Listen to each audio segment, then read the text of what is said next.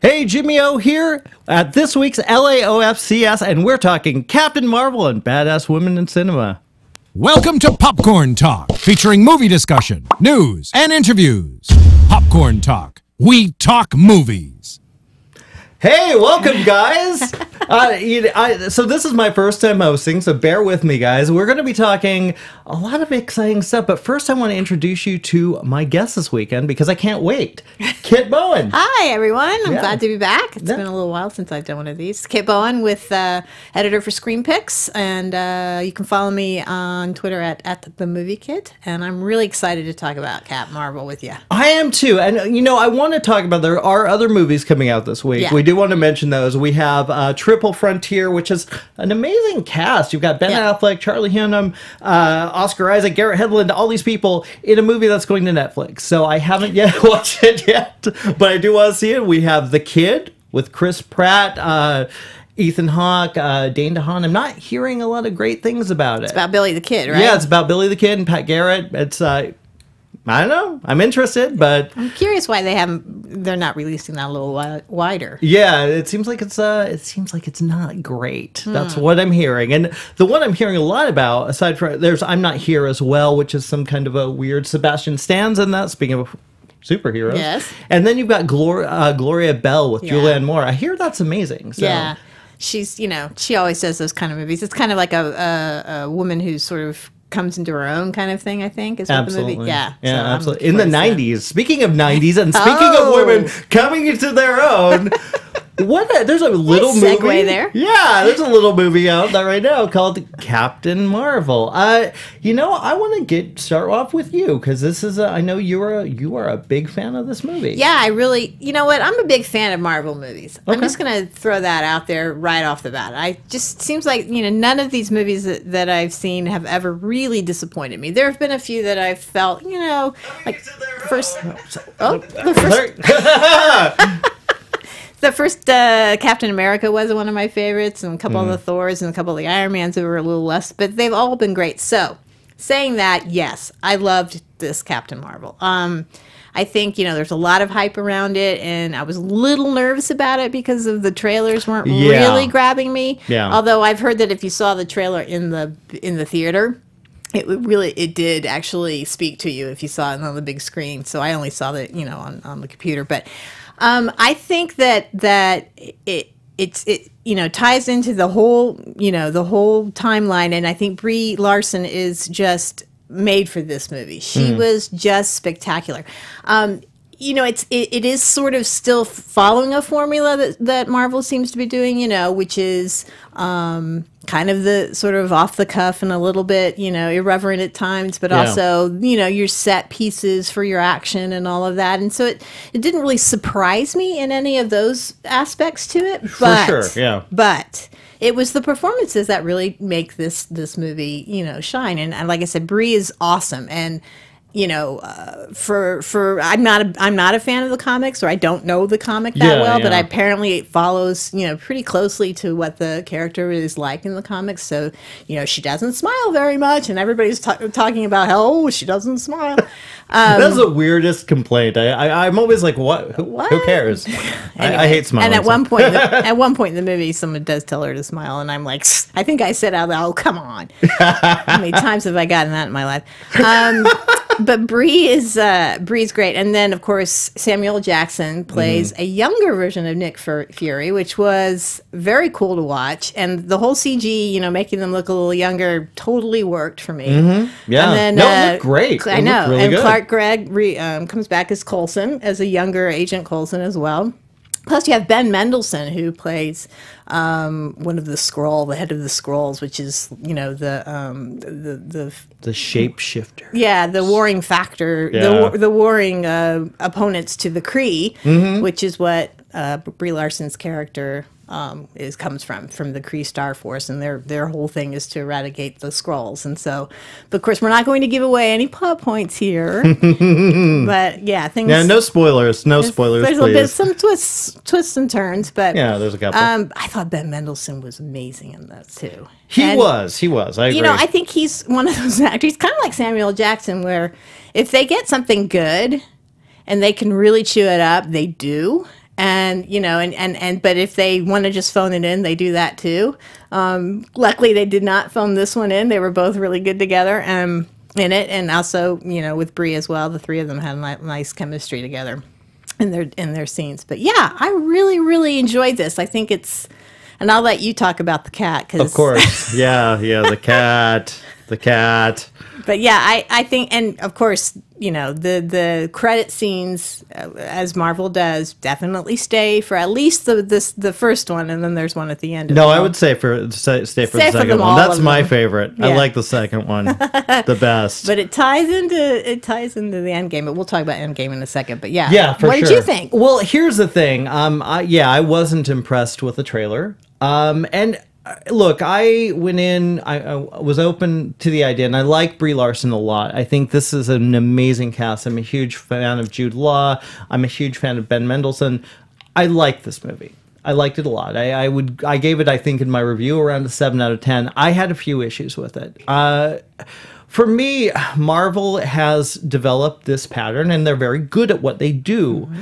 But the problem is it sometimes feels like a pattern. And I respect the directors for taking on a different approach. This is almost, it's almost like a character piece as opposed to a superhero. I remember the characters more than I remember the actual big screen moments of action and adventure. I don't really remember those as well, but I remember her relationship with her friend. I remember the relationship Sam Jackson has with the cat. The cat is awesome. I remember those moments, and those moments are the best part of the movie. For me, the first, I would say, half hour to an hour is a little sluggish, and it's a little murky, and it doesn't quite connect. Because you have this character, you have Carol, who we don't really know a lot about her, and especially if you've never read the comics, you don't know a lot about her. Mm-hmm. And then you're given kind of this, oh, wait, she's having these memories, she's having these flashbacks.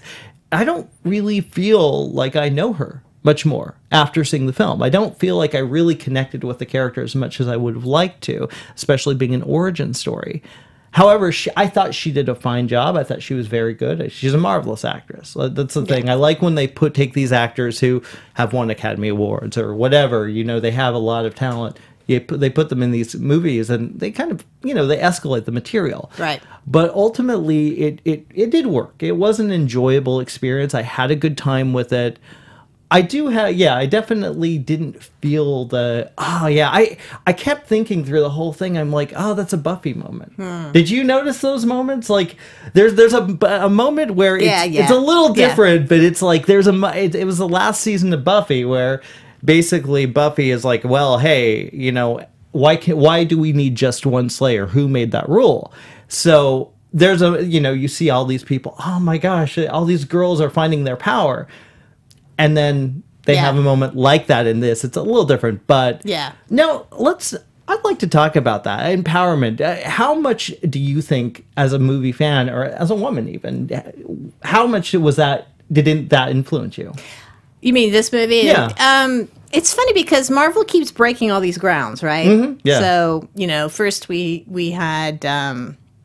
first we had Black Widow. I think she's kind of the first one as far as in this universe in the MCU, for sure, who was the badass, you know. And I've always loved Scarlett's character. I mean, I just, and you know, we've got to see a little bit of her background in a couple of the movies, you know, being that she's a Russian spy, you know, but like, you know, programmed to be kind of thing, and I can't wait for her standalone movie too. I know, and here it doesn't need to be R.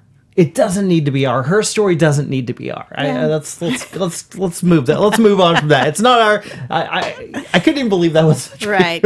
And then of course last year Black Panther really just took everything into the stratosphere. So this one is it's the first female. You know, even though Evangeline Lilly also played one of another badass in Ant-Man and the Wasp, but now here's our first full on female driven movie, and it works. I mean, like you said, the relationships and the characters that you remember the most in this. And I think that's okay. Like, the action's still there, and there's some great action. Mm-hmm. The train sequence was actually probably one of my favorite sequences in the film. Yeah. That was, and it had the humor, and it had the heart that, she's punching the old lady. That was actually quite clever. I like the use of the, the shape-shifting aliens. That was fun. Yeah, I like that too. Yeah. But then she has this best friend. Well, her other self has this best friend, so it's kind of a little murky on who if you want to call her Carol Danvers, or if you want to call her Verse, because this is what her Cree name is. But yes, so she comes back to Earth, as Verse, as the Star Force, and then she starts to learn some of her connection to the planet and who she was and that kind of thing. I think one of my favorite scenes, and it's kind of in the trailer, is as far as a female empowerment movie is you get these flashbacks of her and her life and previous past life. And there's this one little set edit where she's this little girl, and then she's a a teenager, and then they've been pushed down. She's been pushed down somehow, and they all stand up and stand That's the up. Buffy moment, man. That's the Buffy moment. I mean, but it's so cool how you see this person. So you're saying you didn't really know her that well. I kind of did. Okay, fair enough. I felt like I saw where her strength is and why she is who she.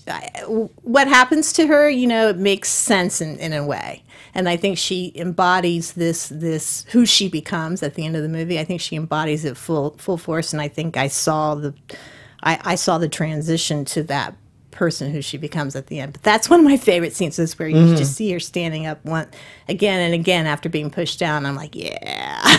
Yeah, for sure. I mean, look, I that seems a great scene, and I just, for some reason, for me, it seems so sudden, and it didn't quite work. It didn't quite translate, but I did love that scene, and I like the idea. I like this character, although it seems like she could pretty much do everything. Do we need another superhero when we have her? I mean, seriously. Well, that's the whole point, I mean, that's the whole point. And the other thing I liked about this, too, is that you get a lot of throwback. Yeah. And, now that I've been, 20 movies into this thing, right? And I'm still full all in, right? Mm-hmm. Yeah. And, seeing a younger version of Nick Fury, seeing a younger version of Coulson, just kind of seeing some of these, there's lots of Easter eggs, seeing all these things that I already know about. Yeah. And in fact, I read a little bit this morning and went, oh my God, I totally didn't realize that this and this and this. So, you'll be connecting a lot of dots. Yeah, you will. If you're into the movies, And even if you're not into all of the movies, you're still going to enjoy it. That's the thing about Marvel movies that are so cool, is that even if you're not fully versed in the whole, milieu of it, you can watch this movie and still love it. Yeah, they do a decent job of kind of prepping the audience and kind of introducing the characters in a unique and fun way.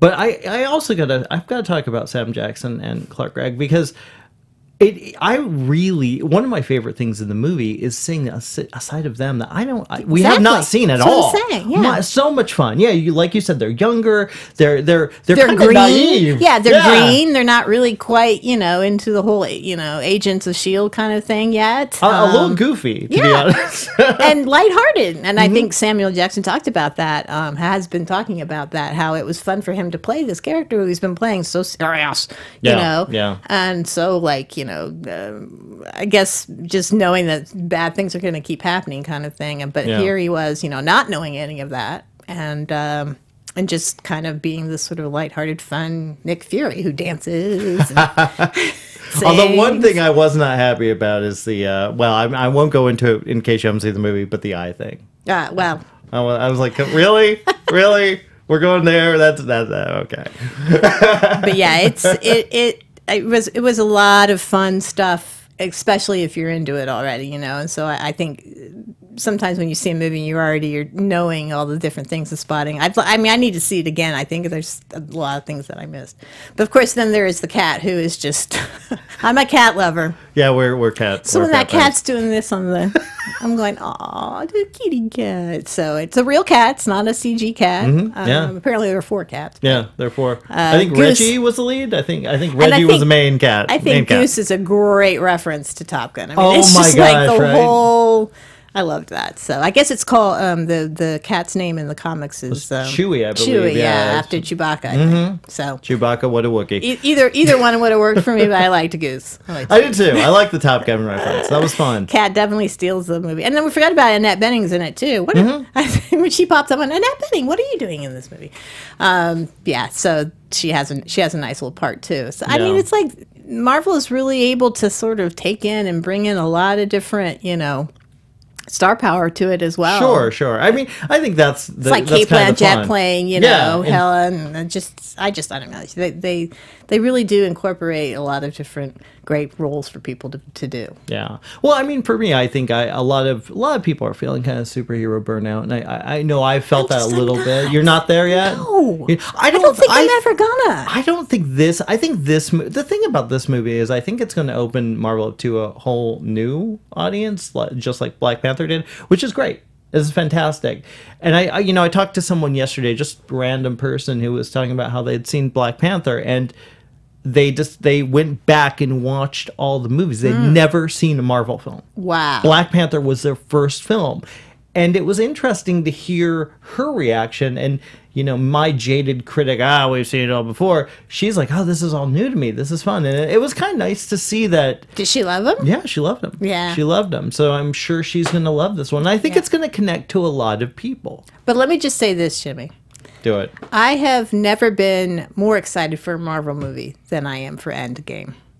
Are you? Okay, cool. Oh my God. Yeah. I am so... Well, this is it. This is the big one. I can't even describe it. I don't know why. I loved Infinity War. I loved it. They just keep getting more and more, exciting to me. And there's just something about, a lot of people are like, oh, who cares? That they all, all the back and forth on it. I don't care. I don't care that we might know that they all live. I don't care that, whatever that is. I understand that that's probably part of the deal. I want to know why it happened, where they went, what's going to happen to Thanos. I want to know how are they going to defeat him? Maybe Thanos won't be defeated. Maybe he'll join them. Because I love that character. Yeah, no, Josh Brolin brings a whole new level. I mean, he's fantastic. Yeah, and like Ben Mendelsohn does too to his character as well. He just brings this whole other level to a supposed bad guy, Yeah. But they have these reasons for doing what they were doing. And I think that's the thing about Thanos I love the most, is that he has a reason. In his head, he has a reason for doing what he's doing. Yeah, for sure. Right? For sure. So anyway, I'm so excited. Well, I think that's what makes I literally went like interesting. this at the end of this movie. I went, oh my God. Like this, without spoilers, yes, there is a hint of what's to come. Not shocking. Know that. Everybody course. Knows that. Of course. They have to tie it in somehow. Of course they do. Oh let's we've got a lot to cover, so let's move on to a couple of trailers that came out this week. Yeah. Speaking of superheroes, there's two trailers. I think we're about as far off as you can get from each other. Let's start with Brightburn. Yeah. Brightburn, man. It's basically Superman story as a horror film. Yes. And it reminds me of the Prodigy, which I want to forget about. But not good? No, it wasn't good at all. But it kind of has, I love bad kid elements, scary kid elements.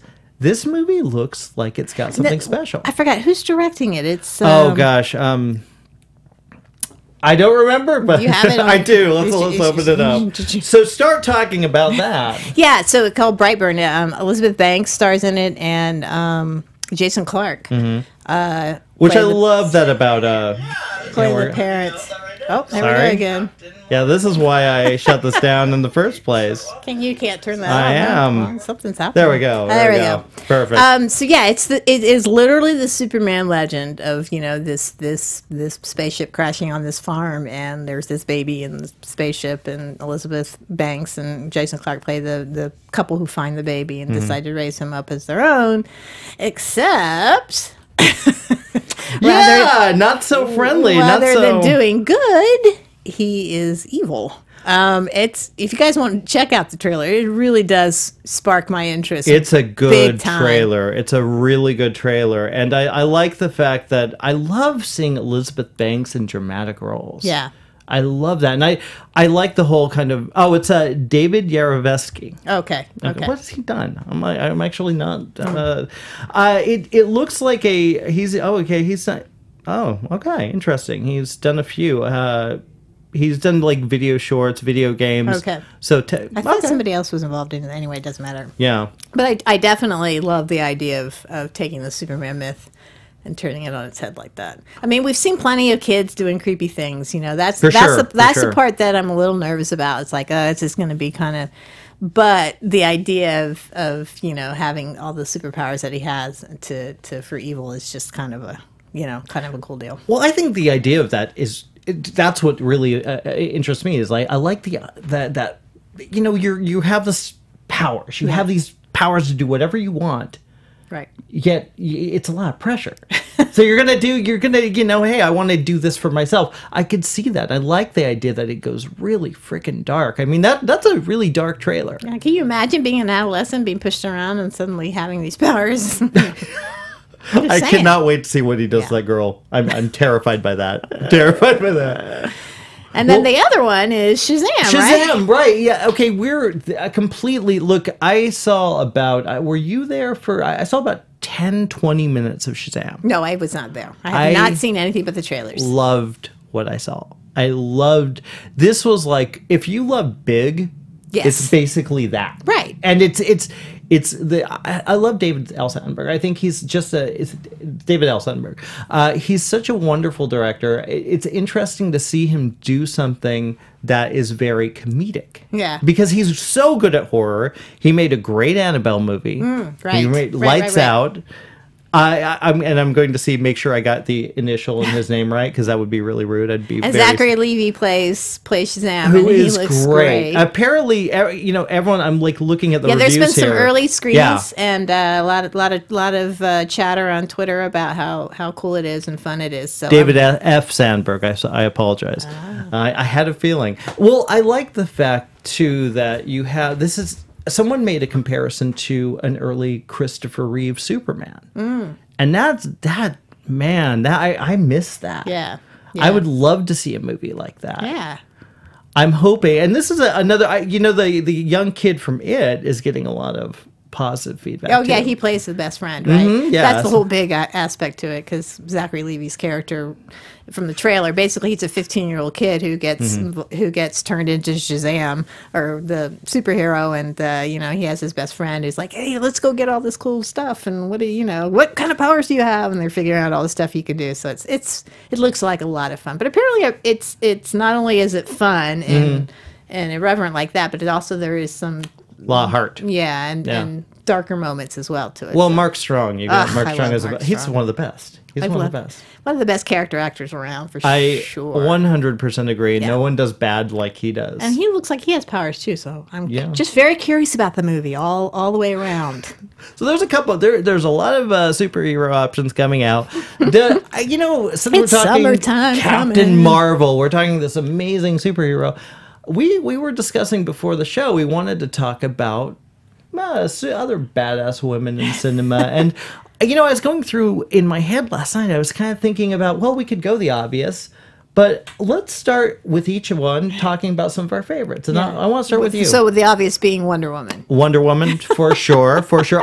She wasn't my first choice. She wasn't my first choice, and I'll let you start with. The first person that popped in my head was Ripley. Ripley, okay, fair enough. So, for whatever reason, that was Sigourney Weaver's. Ripley is what popped in my head the first, and I started thinking about it. And here's something that's interesting. You know, we talk about female, driven movies. And we're talking about how this whole movement with female. Behind the scenes and in front of the camera, all of this sort of movement towards having more of a female, perspective to things, and it's awesome. Yeah. But I was thinking back, and I think the horror genre has always used the female empowerment aspect to it. Now, whether or not it's, the Scream Queens, and they start out being weak, but suddenly they find their strength. Jamie Lee Curtis, of course, comes to mind as well. And now she's a total badass. Here's the thing with Jamie Lee Curtis. Back in the day, she did Halloween, Halloween 2, Terror Train, Prom Night, Road Games. She always was she played these tough characters that wasn't always tough. Laurie Strode was not a hero in any sense, but she was always fought back adversity. Yes. She was always a survivor, and she always played smart. Her first big, feature film that wasn't in horror, she played a prostitute. Had to do a nude scene. So it was kind of interesting. You tried Trading Places? Yeah, okay. That was her. And she was tough in that too. But she went from doing these movies that people considered so misogynist, and so they're terrible to. And look, some of them are, but it was an interesting transition to But I was happy to see her back as Laurie Strode last year. So I think Ripley is another clear example of that for me. Ripley, absolutely. And really, Bring her back, by the way. Bring Ripley back. I want another Alien with Ripley. Oh my gosh, and that character too. And I was thinking, is there ever a time when a man has to help her? And it really no, because she does everything on her own, you know, and she's the one who makes the decisions. And it's just, and she has a cat. Yeah. Another movie that I really loved. This is really coming out of left field, but go for it. You're Next, which is a horror movie. You're right. Absolutely. I think Cherie Vincent, I think is her name, is the actress's name who plays the character. And again, it's a horror movie, you know, about a home invasion, except for they don't realize that this woman has been trained as a survivalist her entire life by her crazy family or whatever, living out in the woods and surviving. So she's just annihilating these guys. Them. My gosh, it's such a good movie. You're Next. It's a horror film. Yeah. Of course, then we can move on to Sarah Connor. From Terminator, you know, and that's also such a great character, and the way that that's a beautiful arc too, from Terminator 1 to Terminator Linda 2. Hamilton. Yeah, Linda Hamilton. Well, yeah, exactly. Beautiful arc. So she's such a, you know, she's all weak and whatnot in the first one, although you start to see the strength and at the end of it, and then the second one she's just like this, she's badass. Holy crap! Yeah, so she's another one I've always loved.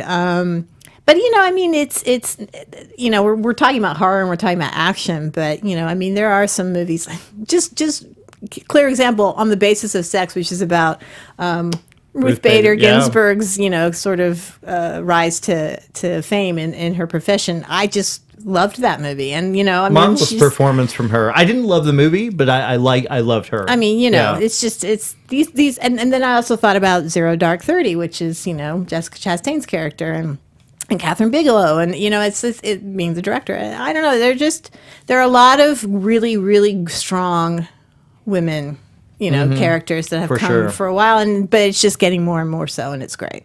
So how about you? Yeah, I mean, some of my favorite. You know, I thought of one that was a little off the beaten path. I think for me, you know, just in general, because you don't think of, you think of badass Vera Farmiga in The Conjuring. Oh yeah. This is a woman who is a religious woman. She's a spiritual woman. She's in love with her husband, happily married. Yet there's something about her. She goes up against Valak the profane. I mean, come on. Yeah. She's going against these demons, and you know, obviously based on Lorraine Warren, a real person, a lovely woman. I had the pleasure to meet one time, which was amazing. Wow. Amazing. So I think she's one of the true badasses in cinema as of late. And it's interesting. Again, you mentioned horror. Yeah. There is a lot of strong women in horror. I don't know why is that? What do you think? Why do you think that became like the thing? I think it's always been that way. Because you think women are weak and then suddenly they're able to fight back. Maybe because if you look back at pretty much every, you know, all the famous horror movies, it's usually, you know, Texas Chainsaw Massacre. You have Marilyn Burns literally jumps through a window to save herself, and that's a fantastic ending, by the way. Yeah. Another Buffy the Vampire Slayer. You know, I prefer the TV version, but you know. Well, the movie started it all, so it's still the same kind of character. But yes, and so many on TV. Forget about it. But I guess probably my favorite badass is probably one of my favorite movies of all time. Is got to go to Charlize Theron. Yeah, Furiosa, man. I remember seeing that character, seeing that performance the very first time I saw Mad Max Fury Road, and I was stunned by her. She's always a marvelous actress. Yeah, she's one of the best. And seeing her kind of take that on, and even what she did with Atomic Blonde. I was going to say she's Atomic Blonde. Awesome. Because she showed not only is she, you know, able to kick everyone's butt, but she also can get hurt. I think I actually appreciate when, you know, Harrison Ford is the classic example of playing someone who gets hurt. Yeah, and he shows hurt so well, you know, with the hand and the, you know, and the everything. And I thought I like it when someone is, and also Keanu Reeves gets hurt in John Wick. You know, absolutely. I would even Tom Cruise, Mission Impossible. Oh yeah. I mean, I don't. I'm surprised that guy's still alive after all those movies. Jesus. But yeah, that some of the stuff that he survives though is like, really. Yeah, there's no way. but Charlize in Atomic Blonde, you know, she gets hurt, but she's also just such a kick-ass character in that. So yeah, I mean, then Jennifer Lawrence in Hunger Games, you know, I mean, that's kind of another, you know, very strong, very That's another interesting, and it's interesting that you see in these a lot of these YA Hunger Games or Twilight. Well, I I wouldn't call her a badass. Yeah, we're not gonna count that one. But Maze Runner has a few very strong female characters. There's a lot of strong, and I think that's probably obviously you're trying to reach out to teen and motivate and go, hey, you can be a kick-ass too. Right. You can. I don't know. I mean, I love Jennifer Lawrence in Hunger Games. I really enjoyed those movies, and I enjoyed her performance, and Yeah. Yeah. And one more I'm going to point out. Do it. Julia Roberts and Erin Brockovich. Oh my gosh. Wow. Yeah. Because she, she not only was she strong, but she also played a single mom, and coming together and trying to figure out how she was going to feed her kids. And it's just what she ends up doing is, I don't know. That's another one that popped in my head was Julia Roberts as Erin Brockovich, because I think it's just one of the first ones where you see like the single mom kind of, prevailing, so to speak. So, yeah. Yeah, I think lately especially we've seen a lot of really interesting female, I've got to shout out to The Favorite. I know we're kind of done with the Oscars now, but The Favorite featured 3 incredible performances. Olivia Colman, who actually I was very happy she won the award. This is such a powerful performance because she's not afraid to be ugly. She's not afraid to be just kind of vile and horrible, but it's okay. It's and each of those characters it was fascinating to watch, and it made you appreciate it more because they're real people. I felt like these are people do this kind of stuff, and it was interesting seeing women being able to be tough and being kind of vicious with no, Well, all the queens. Oh, for sure. Judi Dench winning the Academy Award for playing 15 minutes of Queen Elizabeth. Yes. Right.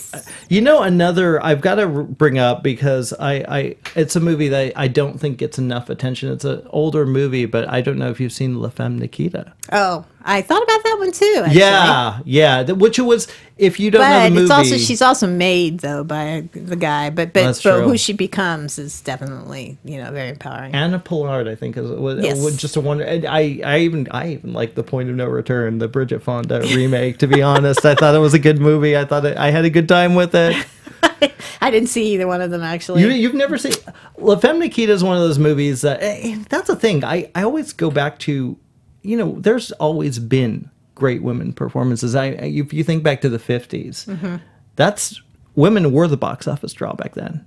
You had people like Marilyn Monroe, you had Barbara Stanwyck, you had all these amazing Betty Davis, Katharine Hepburn. It's interesting. I feel like we're kind of coming back to that a little bit. I feel like we're going because for a while there was the action stars we're all men. Yeah. But I do feel like there is a change coming. Yeah. Well, I mean, and certainly comedy as well as, for sure. Having all the female-driven comedies is great. And like, what was it, a few weeks ago, there was 3 movies that were out that all had strong female leads in them. Isn't It Romantic, which was, Rebel Wilson was actually really good in that. I thought she did a nice missed job it. with it. I love the director though, and I did talk about the show. Yeah. I still haven't watched it yet. Yeah.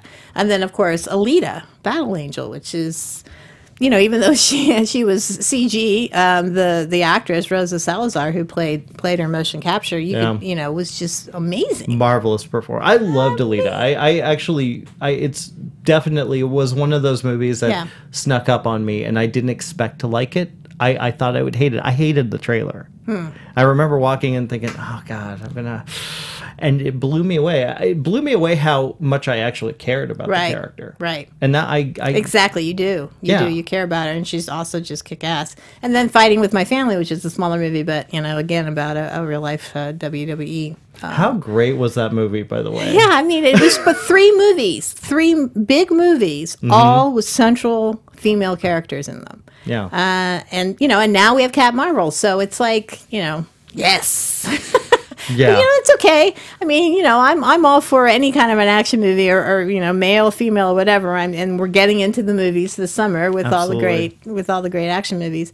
But Marvel has done a nice job, I think, with branching out and showing all the different, the diversity and now the female-driven things. And I think and DC too with Wonder Woman. I mean, again, everyone was just over head over heels for the Wonder Woman when it came out. And so I loved Wonder Woman. I honestly I still feel like that movie held up a little better for me than Captain Marvel. I feel kind of opposite. Okay. I mean, I loved Wonder Woman too. I did. Because I love Gal. I mean, she was just so so great in it, and just how she took the character and made it her own, and the sort of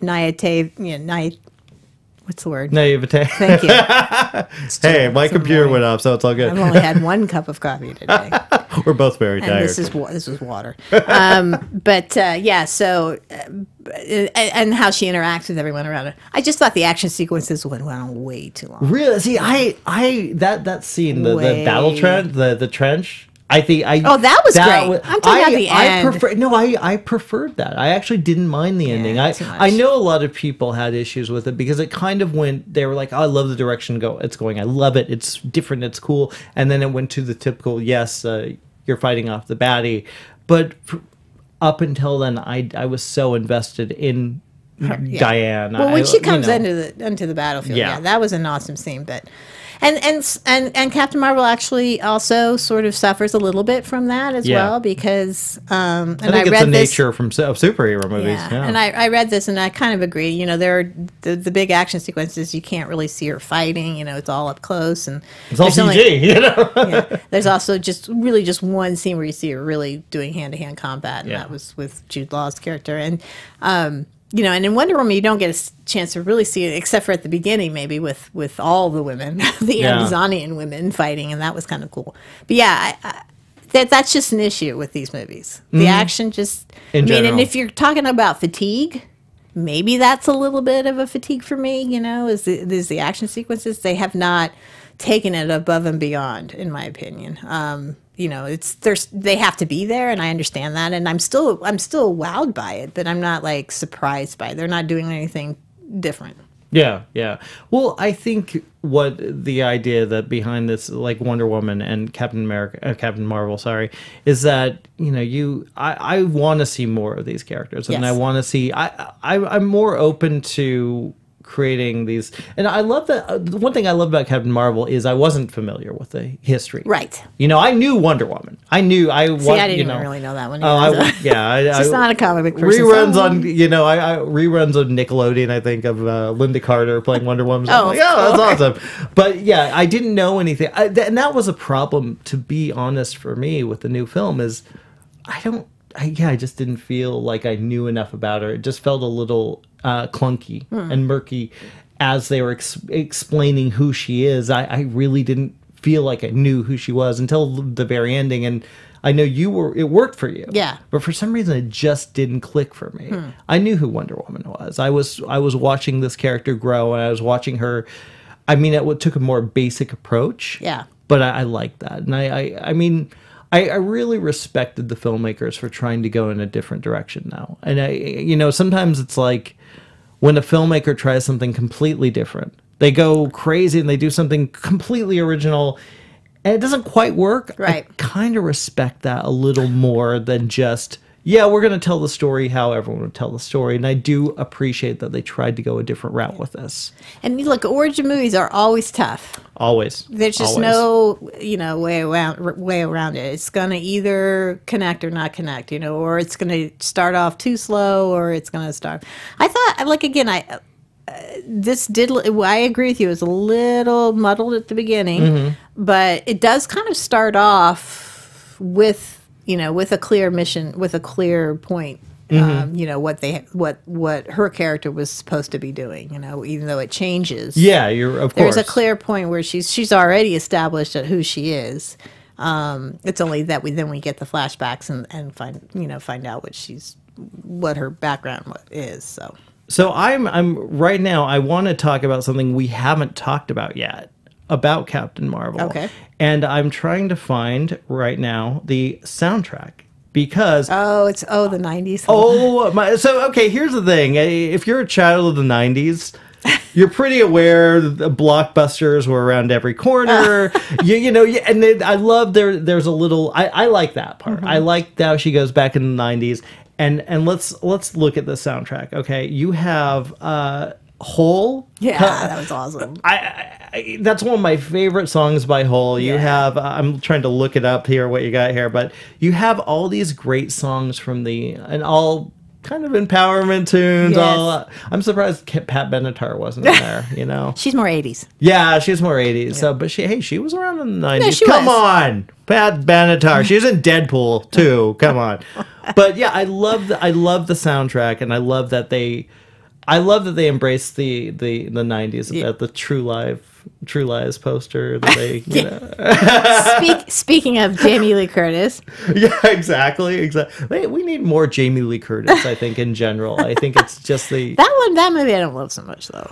That does come off as misogynistic to me, but that's just me. Anyway, I know a lot of people love that movie, but yeah, no, I can see that. That's one of those movies that I wouldn't consider her a strong character. And then, you know, if we want to talk about filmmakers that write really well for women, you know, Cameron has done a good job. James Cameron has done a good job, you know, creating these very, you know, strong women. Not the best at dialogue. Sometimes it's like you're just like, come on, but yes, no. He turned Ripley into Ripley. Yeah. I mean, I look. Yes. Ridley Scott made Ripley an amazing. She was character. Pretty amazing then too. She's amazing. But yeah. But he turned her into something else, and Linda Hamilton. I mean, and now we can. I think we can safely put Alita into that. Yes. You know, and Rosa Salazar, who I really liked her in the Maze Runner movies. Yeah. I always thought she was good. She added the level of oomph to it and a little power. She's so good in Alita. Yeah. She's so good in this movie. And you know, and you know, because she is covered in the CG part of it, you can still just see her face and see the reactions, and I think that's what really speaks to everybody. Yeah. It was how she did that. And back to Cap, you know, Ben Mendelsohn, he's in full makeup, he's in full scroll makeup, but it's those little mannerisms and all of his little things that he brings to the character that really makes it human.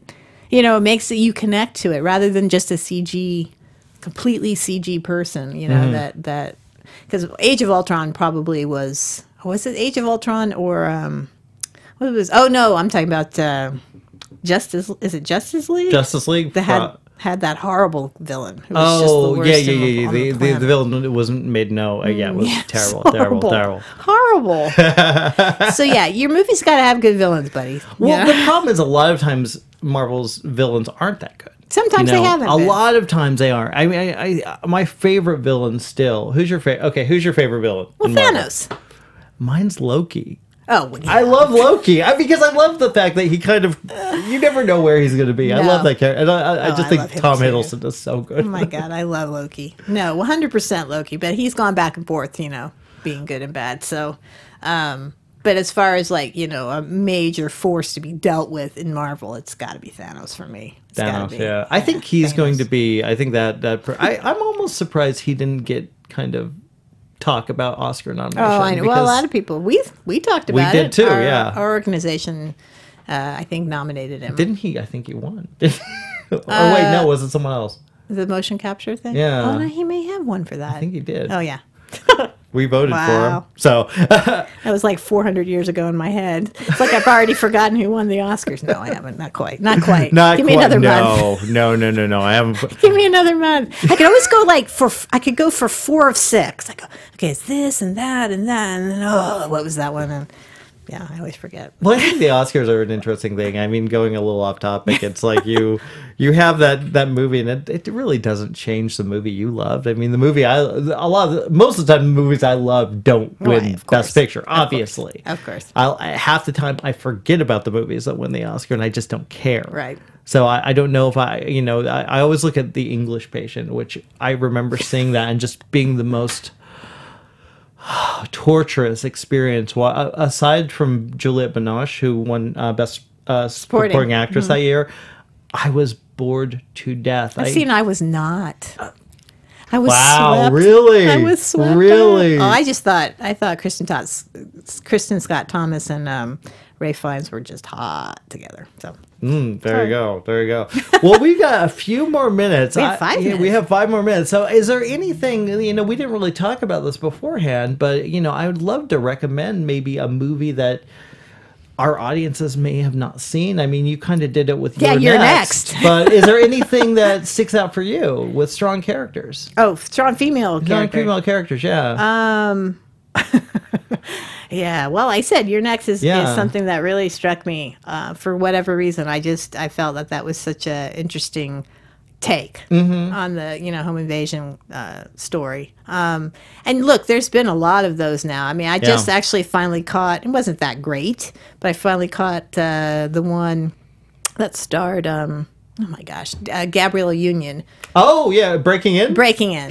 Kind of like that. Yeah, she plays, but it's it's the mother, whose kids are in this house that are being taken over by these burglars or these bad guys, and she's on the outside trying to save them, but doing all of the.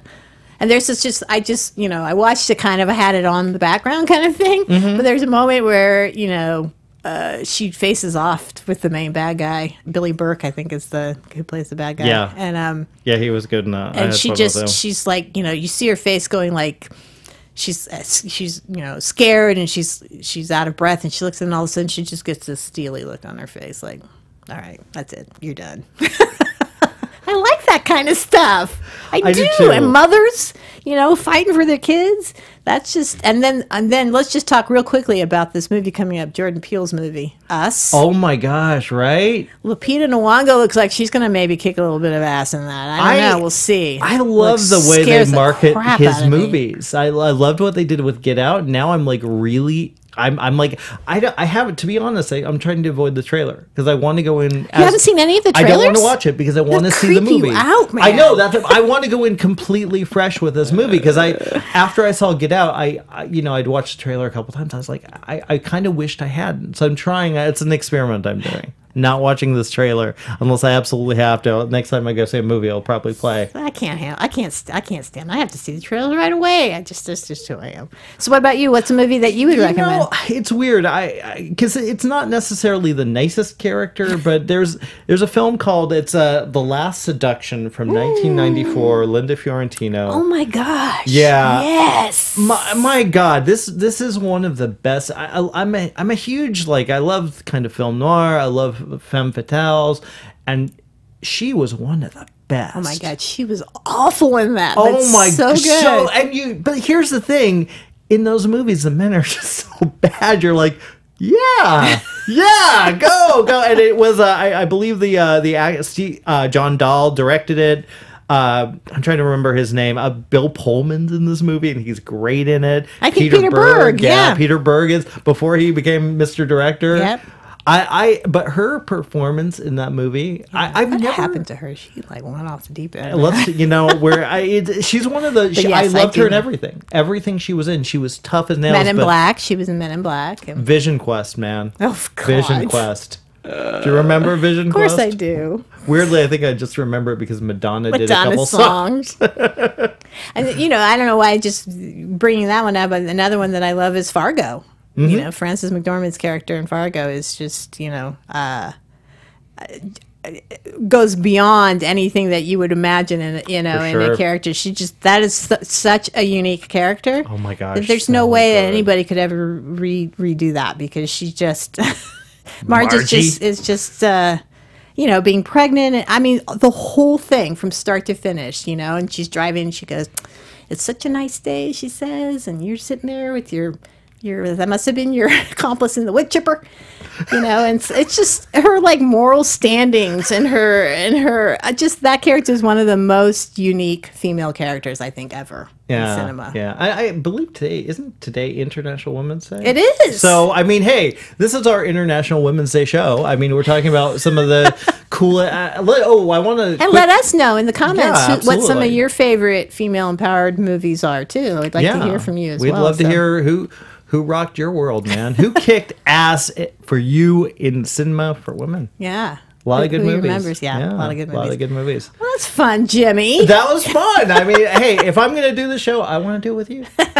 We've done a couple now. I know, it's we're just always missing fun. Nestor, who's usually with us. The second handsomest man in the room is, it's Scott Menzel. He's like, yeah, of course. Nestor's awesome. Nestor's awesome. Well, thank you guys so much for joining us. Scott will be back next week. Scott will be back next week, filling in, taking over. Thank you for having me in. Jimmy O, you can find me at joeblow.com, arrowinthehead.com, and all those places. But at the Movie Kit on Twitter, so follow me. Follow you. I'm following you. If you don't follow her, you're crazy. She's amazing. Please follow her. Thanks again, Captain Marvel. Judge for yourself. Let us know what you think. Yeah. Let us know your thoughts on the movie and if Brie Larson killed it for you. Yeah. Yeah. Bye. Bye, guys. From producers Maria Menounos, Kevin Undergaro, Phil Svitek, and the entire Popcorn Talk Network, we would like to thank you for tuning in. For questions or comments, be sure to visit popcorntalk.com. I'm Sir Richard Wentworth, and this has been a presentation of the Popcorn Talk Network. The hosts only and do not necessarily reflect the views of the Popcorn Talk Network or its owners or principals.